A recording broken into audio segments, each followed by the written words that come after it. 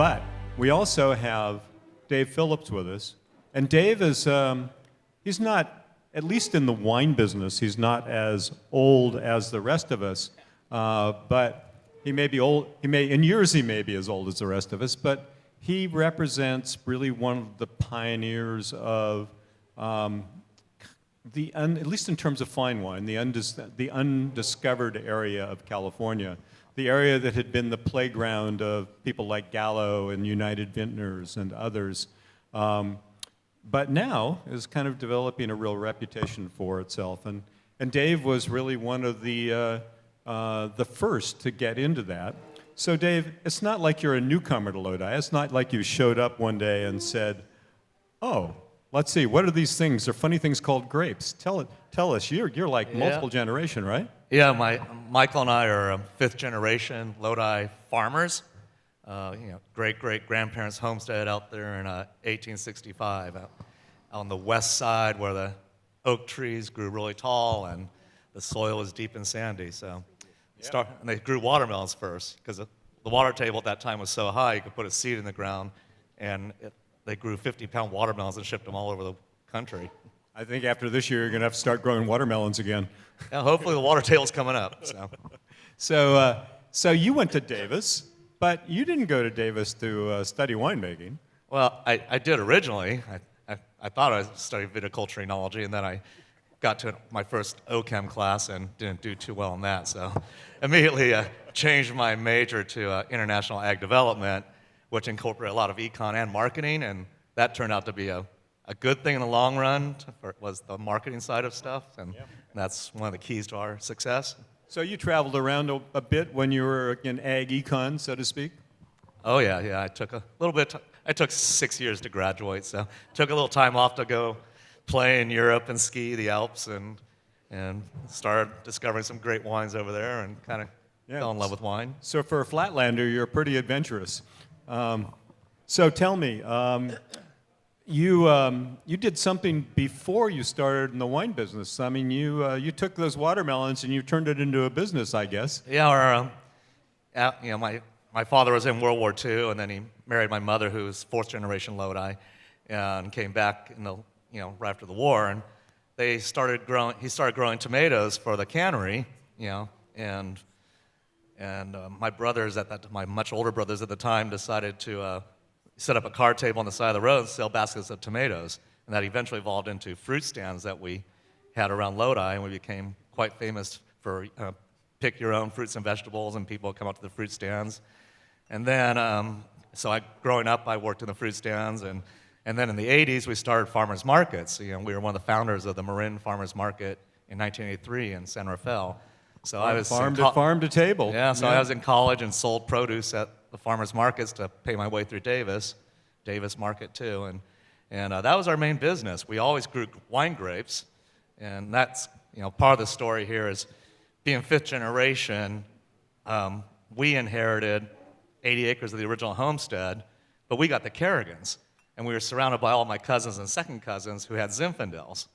And so we didn't even make a Zinfandel until 1998, when we went to some of our cousins who were selling all their grapes to Gallo or whoever, and said, well, sell us a couple tons of the best part of your vineyard. So we started making a few little single vineyard Zins there in the late 90s. So what was it that pushed you into winemaking? I mean, you're like running all these successful fruit stands, you're going crazy by going to 300 different farmers markets, and suddenly one day you said, well, let's make our life a little crazier. Let's make some wine. That was hard. Well, we did plant more grapes, my brother and I, in the 90s. We started to expand our acreage in grapes because we had some pretty good contrast with some of the bigger wineries.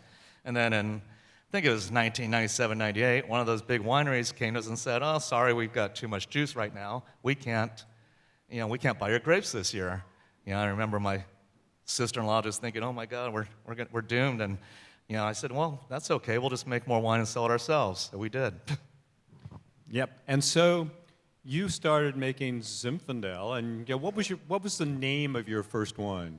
Originally, it was our last name, Phillips Farms, Phillips Vineyards, and we were making a few thousand cases of wine under that label. And then, as 1999, we started to win some pretty big awards at like LA County Fair and State Fair, and all of a sudden we were noticed. We were selling most of the wine just out through our fruit stand on the side of the road, making wine in the barn and back. That was, it was pretty rustic, simple stuff. But then we started to win some awards, and all of a sudden we got sued for our name and had to change our name to our first names, Michael and David. So my brother's Michael, I'm David. So, and as soon as we did that, sales doubled. and then in the, like a name to hold you down. Yeah. And then as far as Zinfandel, our history, yeah, we were making those single vineyard Zins in the year 2000. We just happened to have 7 different lots, a couple barrels from different vineyards around us, our friends and neighbors and cousins. And my brother said to me as we were out barrel tasting and getting a little bit, happy, instead of making 7 different single vineyard Zins, what would happen if we just blended them all into one? It'd sure be a lot easier. Sure enough, I said, that's a good idea. And then Catholic school upbringing, 7 Zins came into my mind, and 7 deadly Zins. And I couldn't believe no one had ever done it. Looked at trademark search, no one had done it. And next thing we know, we make 1,000 cases of 7 deadly Zins and released it in 2002.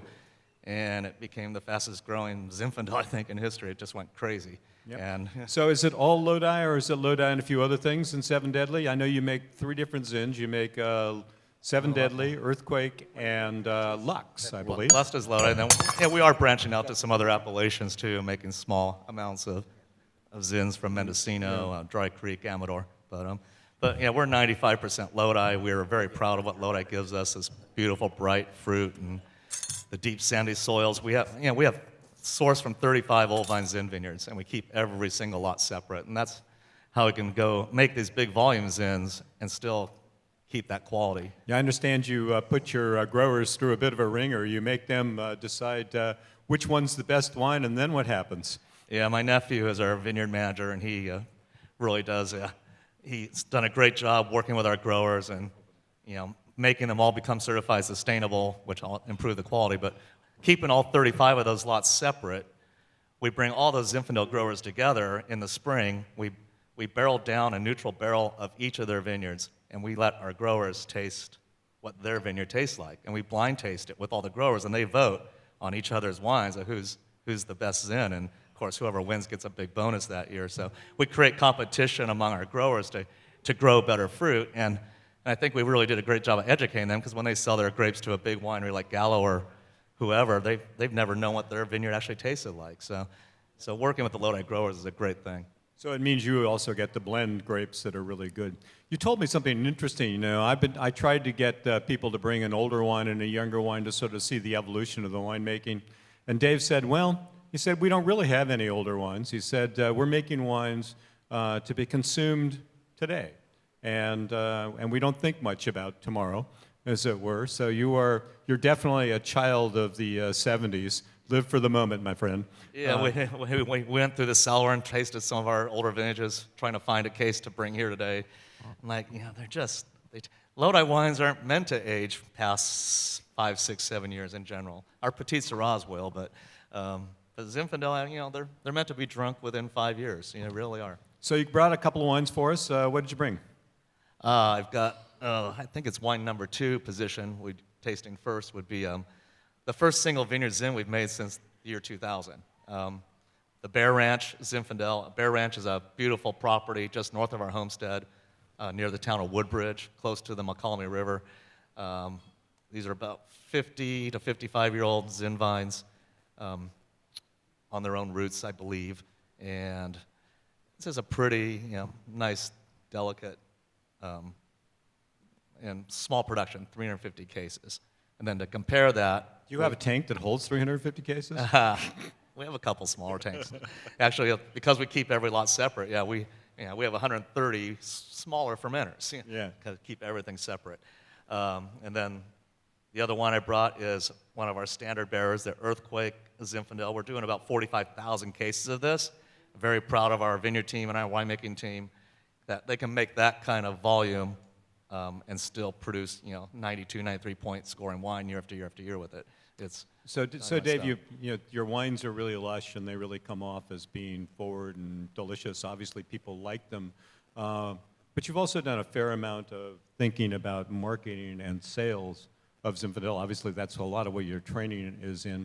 Do you have any words of wisdom for us, small guys? Well, come up with cool labels. That really helps. All of our labels are done in Lodi by Lodi people, people I went to high school with, friends of ours.